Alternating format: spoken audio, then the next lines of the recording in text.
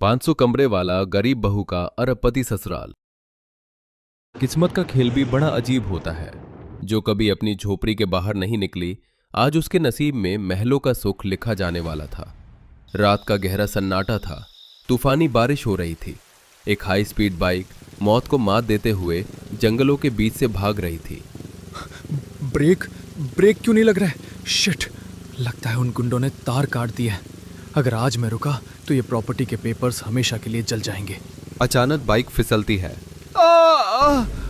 Bike खाई में गिरती है। दूसरी तरफ केसर लालटेन लेकर अपने बछड़े को ढूंढ रही थी। हे भोलेनाथ, ये नटखट बछड़ा भी ना बिल्कुल हमारे बापू की तरह जिद्दी है। एक बार खूंटे से खुला तो सीधे जंगल। अब इतनी रात को हम इसे कहाँ ढूंढे? अरे ओ मंगलू कहाँ मर गया रे तू? तभी केसर का पैर किसी भारी चीज से टकराता है। हाय मैया, ये को मरेला पड़ा है या पिएला? अरे ओ बाबू साहब, कौन हो तुम? ई राम, इसके तो माथे से खून की नदी बह रही है। अगर इसे यही छोड़ा तो जंगली जानवर नाश्ता कर जाएंगे इसका। केसर बिना वक्त गवाए अपनी चुनरी फाड़कर अभिमन्यु के सिर पर बांधती है और उसे किसी तरह पुरानी धर्मशाला तक ले आती है। शास्त्री जी तुरंत इलाज शुरू करते हैं। 2 दिन बाद जब अभिमन्यु की आंख खुलती है, मैं कहाँ हूँ और तुम कौन हो?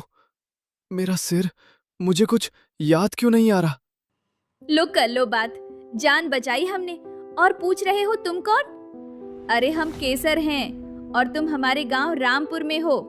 अपना नाम बताओ, कहाँ से आए थे? नाम? मेरा नाम मुझे याद नहीं। मुझे कुछ भी याद नहीं आ रहा। मैं कौन हूँ? वही हुआ जिसका डर था। सिर की चोट ने याददाश्त छीन ली। लाडो, अब जब तक इसे कुछ याद नहीं आता, ये परदेसी हमारा मेहमान है। इसकी किस्मत शायद तेरे हाथों ही लिखी थी। वक्त का पहिया घूमता है। 1 महीना बीत जाता है। अभिमन्यु गांव के लंग में ढलने लगता है, लेकिन शहर में कोहराम मचा हुआ था। एक दिन चंपा दौड़ती हुई आती है। अरे केसर गजब हो गया। जिस परदेसी बाबू को तूने अपने घर में जमाई बना के रखा है ना, वो कोई ऐरा गैरा नहीं है। देख ई अखबार, ई तो 500 कमरों वाले महल का राजकुमार है। इसके बापू ने इसे ढूंढने वाले को 1 करोड़ का इनाम देने को कहा है। कहा कह रही है? 1 करोड़? मतलब ये राजा है? तो हमारी झोपड़ी में क्या कर रहा है? बापू देखो तो सही। शास्त्री जी के फोन करने के कुछ ही घंटों बाद गांव में हेलीकॉप्टर उतरता है। राजेश्वरी देवी, विक्रांत सिंह और बड़ी दादी सा धूल के गुबार के बीच से उतरते हैं। ओ गॉड, कैसी बदबूदार जगह है ये विक्रांत। मेरा बेटा इस कीचड़ में कैसे रह रहा है? बेटा तुम ठीक तो हो? आप कौन है? मैं आपको नहीं पहचानता। ये सब इस गांव वालों की साजिश है। जरूर इन्होंने मेरे बेटे पर काला जादू किया है। चलो अभी हम अपने महल चलते हैं। रुको राजेश्वरी, जल्दबाजी मत करो। याद है कुलगुरु ने क्या कहा था? अभिमन्यु के 26वें साल में उसकी जान पर भारी संकट आएगा और एक लड़की जिसका ग्रह नक्षत्र उससे मिलेगा, वही यमराज से लड़कर उसे वापस लाएगी। वो लड़की यही है, केसर। दादी जी, हमने तो बस इंसानियत के नाते सेवा की, हमें कुछ नहीं चाहिए। नहीं बिटिया, ये संयोग नहीं, विधि का विधान है। अगर अभी अभिमन्यु तुम्हारे बिना गया तो वो दोबारा संकट में पड़ सकता है। तुम्हें हमारे साथ चलना होगा, हमारी कुलवधू बनकर। माँ जी, आप होश में तो हैं? ये 2 टके की गवार लड़की जो गाय भैंस चराती है, वो सिंघानिया एम्पायर की बहू बनेगी? इम्पॉसिबल। राजेश्वरी, माँ जी का फैसला पत्थर की लकीर है और फिर बेटे की जान से बढ़कर कुछ नहीं। शास्त्री जी, आप तैयारी कीजिए। विवाह अभी और इसी मंडप में होगा। गांव के मंदिर में सादगी से शादी होती है और केसर अपने परदेसी बाबू के साथ हेलीकॉप्टर में बैठकर शहर पहुंच जाती है। स्वर्ण महल की भव्यता देख केसर के होश उड़ जाते हैं। गृह प्रवेश पर रोबोट्स को आरती की थाली लिए देख वो डर जाती है। अरे परदेसी बाबू, ये टीन के डिब्बे आरती क्यों उतार रहे हैं? इंसान खत्म हो गए क्या शहर में? डरो मत, ये टेक्नोलॉजी है। मीरा, इसे समझा देना कि ये रोबोट्स हैं, इसके गांव के भूत प्रेत नहीं। और हाँ, इसका कमरा 45वें फ्लोर पर है। लिफ्ट से ले जाना, कहीं सीढ़ियों पर ही ना लुढ़क जाए। अरे भाभी, पानी नहीं है, कांच है, बिंदास चलिए। आइए आपको आपका ससुराल दिखाते हैं। ये 500 कमरों का घर है। 500? अरे इतने में तो हमारा पूरा जिला समा जाए। इतने कमरों में क्या करते हो? लुका छिपी खेलते हो क्या? नहीं केसर, देखो, पहले 10 फ्लोर पर स्टाफ रहता है, 11 से 20 तक गेस्ट रूम है। ये देखो स्नो रूम, यहाँ बटन दबाते ही बर्फ गिरने लगती है। वो देखो गोल्ड रूम, वहाँ की हर चीज सोने की है। और ये तुम्हारा। जीजी, ई कमरा है या इंद्रदेव का दरबार? और ई बेड, अरे ई तो मलाई जैसा है। सोऊंगी तो धस तो नहीं जाऊंगी। आराम करो केसर, सो जाओ, सुबह जल्दी उठना है। अगली सुबह केसर की आंख खुलती है। उसे प्यास लगी थी। वो बाथरूम में जाती है, जो किसी स्पेसशिप जैसा लग रहा था। नल ढूंढते हुए वो परेशान हो जाती है। अरे मैया, ये शहर वाले पानी कहाँ से पीते हैं? इसमें तो कोई टोटी ही नहीं है। ए नल देवता, पानी दे दो। Water dispenser activated. Please select temperature. हाय दैया, ये दीवार बोल रही है। कौन है? सामने आओ। हम भूत प्रेत से नहीं डरते। हनुमान चालीसा याद है हमें। केसर, ये एलेक्सा है। बस हाथ नीचे करो, पानी आ जाएगा। उफ, तुम भी ना परदेसी बाबू, डरा ही दिया। ई घर है कि भूल भुलैया, समझ ही नहीं आता। तैयार होकर केसर नीचे डाइनिंग टेबल पर पहुंचती है। टेबल इतनी लंबी थी कि एक कोने से दूसरे कोने तक बात करने के लिए माइक चाहिए हो। राजेश्वरी देवी और बाकी परिवार नाश्ता कर रहा था। प्लेट में थोड़ा सा सलाद और उबला हुआ अंडा रखा था। लेट हो गई तुम। इस घर का नियम है 8 बजे तक ब्रेकफास्ट टेबल पर होना चाहिए। बैठो। जी सासू माँ, पर ई का है घास फूस? और ई चिड़िया के अंडे जैसा क्या है? हमारे यहाँ तो नाश्ते में आलू के पराठे और लस्सी चलती है। इससे तो हमारी एक दार भी नहीं भरेगी। होटल नहीं है ये कॉन्टिनेंटल ब्रेकफास्ट है। हेल्थ के लिए अच्छा होता है। और खबरदार, जो मुझे सासू माँ कहा, कॉल मी मॉम या मिसेस सिंघानिया। अरे मॉम जी, अब घोड़ा घास से दोस्ती करेगा तो खाएगा क्या? और सुनिए, कि उबले खाने से शरीर में जान नहीं आती। तभी तो देखिए हमारे परदेसी बाबू कितने दुबले हो गए हैं। कल से हम बनाएंगे सबके लिए नाश्ता, असली देसी घी वाला। व्हाट? देसी घी मेरे किचन में? इम्पॉसिबल। मीरा, इसे ले जाओ यहाँ से, मेरा बीपी बढ़ रहा है। चलिए केसर, मैं आपको घर का 150वां फ्लोर दिखाती हूँ। वहाँ गार्डन है। मीरा केसर को लेकर जाती है, लेकिन केसर का मन तो 500 कमरों के रहस्य में अटका था। घूमते घूमते वो एक ऐसे गलियारे में पहुंच जाती है जहां अंधेरा था। अरे जीजी तो आगे निकल गई। ये कौन सा रास्ता है? अरे बाप रे, ये कमरे में तो सिर्फ घड़ियां ही घड़ियां हैं और इसमें तो सिर्फ जूते रखे हैं। हे भगवान, 500 कमरे और रहने वाले 5 लोग। बाकी कमरों में क्या भूतों की पार्टी होती है? शाम होती है।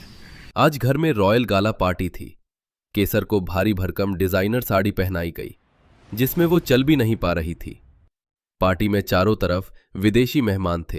लेडीज एंड जेंटलमैन, आज मेरे बेटे की जान बची है, उसकी खुशी है। लेकिन अफसोस, उसकी शादी का फैसला जल्दबाजी में हुआ। मिलिए मेरी बहू से, केसर, जो अभी तक ये नहीं समझ पाई कि शैंपेन पीते हैं, नहाते नहीं।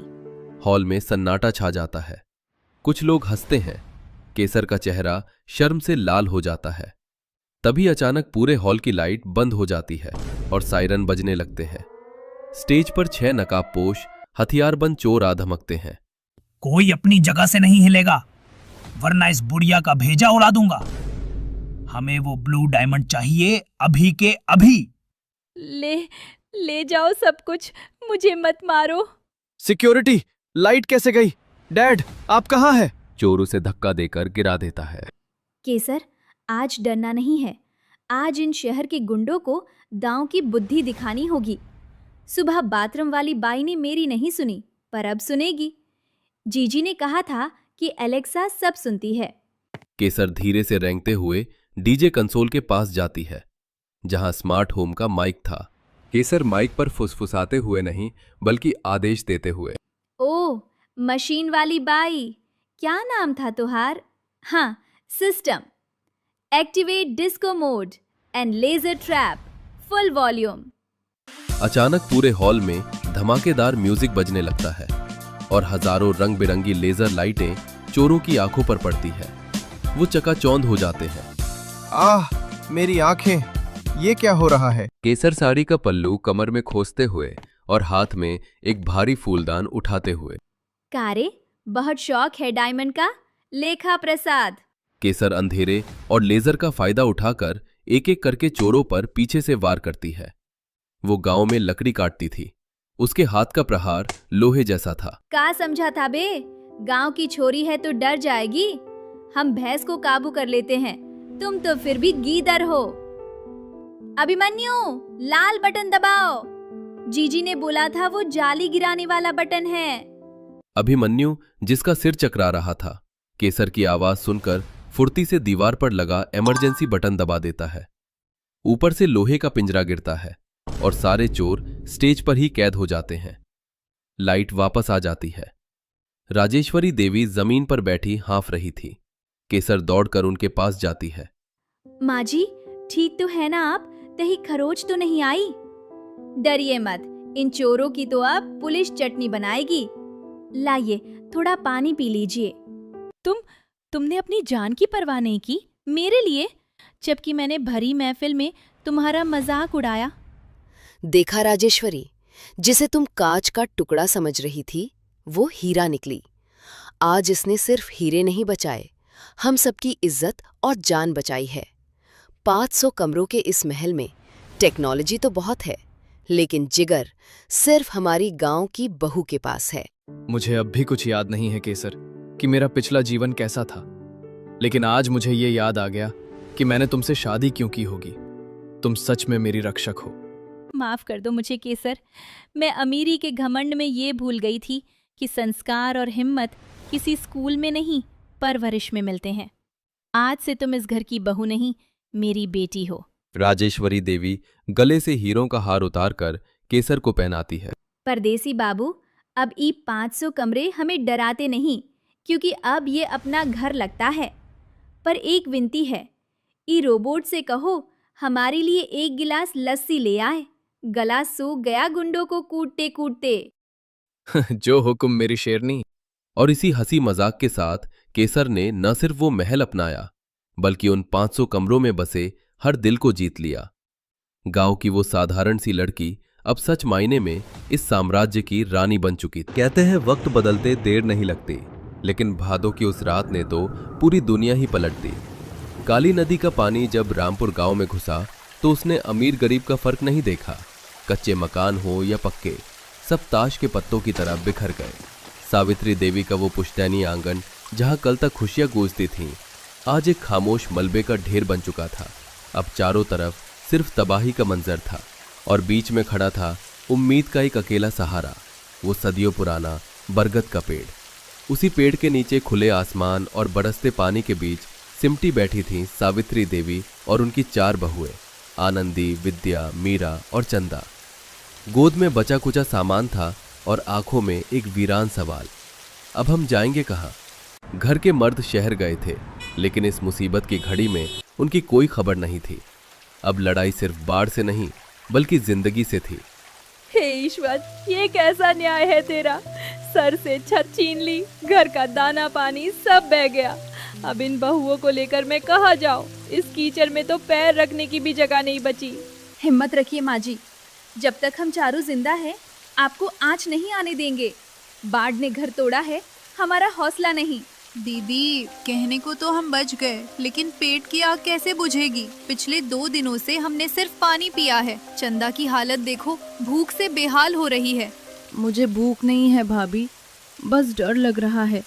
रात होने वाली है, नीचे चारों तरफ पानी और कीचड़ है, सांप बिच्छू का डर है। हम सोएंगे कहाँ? जमीन तो रहने लायक नहीं बची चंदा। अब तो बस ये पेड़ ही हमारा सहारा है। काश हम पक्षी होते तो घोंसला बना लेते। मीरा सही कह रही है, नीचे रहना खतरे से खाली नहीं। चलो हम सब पेड़ की ऊपर वाली डालियों पर चढ़ जाते हैं। कम से कम रात तो कट जाएगी। अगली सुबह भूख और उम्मीद लिए आनंदी और विद्या गांव के जमींदार ठाकुर प्रताप सिंह की हवेली मदद मांगने पहुंचती है। हवेली ऊंची जगह पर होने के कारण सुरक्षित थी। मालिक, बाढ़ ने हमारा सब कुछ ले लिया। माँ जी बहुत बूढ़ी हैं। अगर थोड़ा अनाज या कोई काम मिल जाए तो हम आपके जीवन भर आभारी रहेंगे। अरे देखो, भिखारियों की टोली आ गई। तुम्हारे आदमी तो शहर जाकर मर खप गए होंगे, अब तुम यहाँ मेरा अनाज बर्बाद करने आई हो। मालिक, हम भीख नहीं मांग रहे, हम काम करेंगे। आप जो कहेंगे, खेत का काम, घर का काम, बस बदले में 2 वक्त की रोटी दे दीजिए। काम? तुम औरतों के बस का क्या है? और मेरे पास पहले से ही बहुत नौकर हैं। वैसे भी सुना है तुम लोग आजकल उस बरगद के पेड़ पर लटकी हुई हो। बंदरों की तरह पेड़ पर ही रहो, जमीन पर तुम्हारे लिए कोई जगह नहीं है। जाओ यहां से, अगर दोबारा यहां दिखी तो कुत्ते छुड़वा दूंगा। चलो विद्या, जहाँ हमारी इज्जत नहीं वहाँ का पानी भी हराम है। भगवान के घर देर है, अंधेर नहीं। दोनों वापस बरगद के पेड़ के पास लौटती है और सारी बात बताती है। उस ठाकुर ने हमें बंदर कहा। उसने कहा कि जमीन पर हमारे लिए जगह नहीं है। ठीक है, तो हम जमीन पर रहेंगे ही नहीं। क्या मतलब? दीदी, उस ठाकुर ने अनजाने में हमें रास्ता दिखा दिया। अगर जमीन पर कीचड़ है, गंदे लोग हैं, तो हम अपनी दुनिया ऊपर बसाएंगे, इस पेड़ के ऊपर। हम अपना घर भी यहीं बनाएंगे और अपना रोजगार भी यहीं से शुरू करेंगे। चंदा सही कह रही है। ये बरगद का पेड़ बहुत विशाल है, इसकी डालें मजबूत हैं। गांव का मुख्य रास्ता यहीं से गुजरता है। बाढ़ के कारण सभी ढाबे बह गए हैं। अगर हम यहाँ पेड़ के ऊपर लोगों को गर्मा गर्म खाना खिलाएं तो? पेड़ पर रसोई? लोग पागल कहेंगे हमें। लोग तो वैसे भी ताने मारते हैं माँ जी। भीख मांगने से अच्छा है हम पागल कहलाएं। हम ऊंचा काम करेंगे इस पेड़ के ऊपर। फैसला होते ही चारों बहुएं काम पर लग गईं। उन्होंने बाढ़ में बहकर आई लकड़ियां और रस्सियां जमा की। गांव के काका हरिराम, जो एक बड़ई थे और बाढ़ में अपना घर खो चुके थे, उन्होंने भी मदद का हाथ बढ़ाया। बेटियों, मेरे पास औजार है, लेकिन शरीर में ताकत नहीं। तुम जैसा कहोगी मैं वैसा ढांचा बता दूंगा। बस हौसला मत हारना। काका, आप बस हमें बताते जाइए, मेहनत हम करेंगे। 10 दिनों की कड़ी मेहनत के बाद पेड़ की मजबूत टहनियों पर बांस का एक सुंदर मचान तैयार हो गया। ऊपर जाने के लिए सीढ़ियां बनाई गई और मीरा ने जंगली फूलों से सजावट की। गांव वाले आते जाते मजाक उड़ाते रहे। देखो, अब औरतें घोंसला बना रही हैं। गिरेंगी तो हड्डी भी नहीं मिलेगी। लगता है बाढ़ में इनका दिमाग भी बह गया है। चंदा, ये पर्दे यहाँ लगा दे। कम से कम अंदर बैठने वालों को धूप नहीं लगेगी। हाँ दीदी, और ये देखो, मैंने मिट्टी के टूटे मटकों को रंग दिया है। इनमें हम पानी रखेंगे। ले बेटा आनंदी, इसे बेच दे। राशन और बर्तन तो चाहिए होंगे ना। ये मेरे सुहाग की निशानी थी, लेकिन मेरा असली सुहाग तो तुम सबका भविष्य है। माँ जी, ये नथ बिकेगी नहीं, गिरवी रखी जाएगी। जिस दिन हमारा पहला मुनाफा होगा, सबसे पहले इसे छुड़ा कर लाऊंगी। रेस्टोरेंट का नाम रखा गया नभ रसोई, पेड़ वाला ढाबा।